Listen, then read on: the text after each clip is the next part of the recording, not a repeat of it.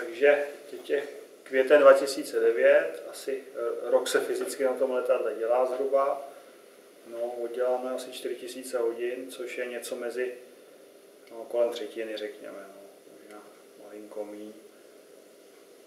Oproti té BH5 je to letadlo pracnější, což je vidět v těch tvarech, že vlastně ze všech stran je oblý a zakulacený a to dá víc práce to z toho dřeva vyrobit a jsou tam kabiny a jiné věci, které prostě v BH5 nebyly, tak o to je to letadlo složitější, je potřeba dodržet více tvarovou přesnost toho letadla, protože bude lítat hodně rychle.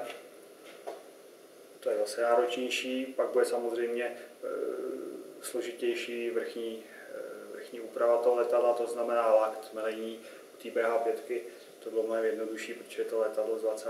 let nebylo tak náročný. Ten Zdeň 13 už prostě tu povrchovou úpravu má velmi dobře udělanou a bude se musel hodně brousit taky to. Kdy bude finále?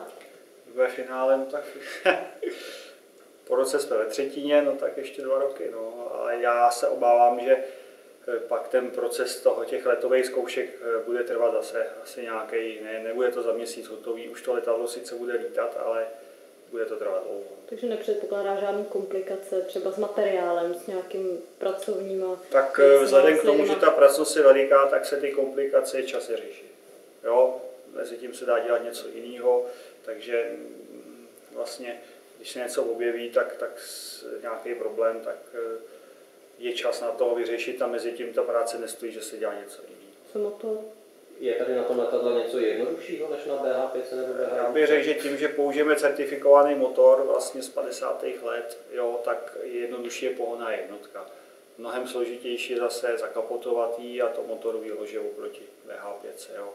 Takže jednodušší je samotný motor, protože vlastně můžeme vzít hotový.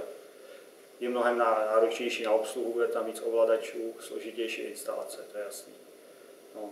Když jsi říkal, že u BH5, protože to neuměl ještě tak dobře spočítat, tak byly ty věci hodně předimenzované, u tohle letadla už na tom byly líp? Já bych řekl, že na ten výpočet dneska, jak si já ve spolupráci s těma, co nám dělají výpočet, že s tou firmou Vanessa, tak dáváme větší důraz, dáváme si větší pozor při těch výpočtech, protože nám vyšlo, že to letadlo by mělo lítat až rychlostí 450-480 km/h. Já bych řekl, že to letadlo je poměrně taky v některých místech naddimenzovaný a tím se ten tehdejší konstruktér Lonek vlastně trošku jistil, protože vlastně vstupoval do takové neznámé oblasti v té době, těch rychlostí. Takže víme, že jsou místa, kde by se dalo ubrat, ale neubíráme ten materiál, protože vlastně máme pak větší klid. No, to je jasný. Jaký máš pocit zatím z toho letadla? No, myslel jsem, že to bude rychlejc, to je samotný práce, ale to je daný prostě okolnostma a nakonec i tou konstrukcí. Jaký mám pocit, no, těším se, až to bude hotový.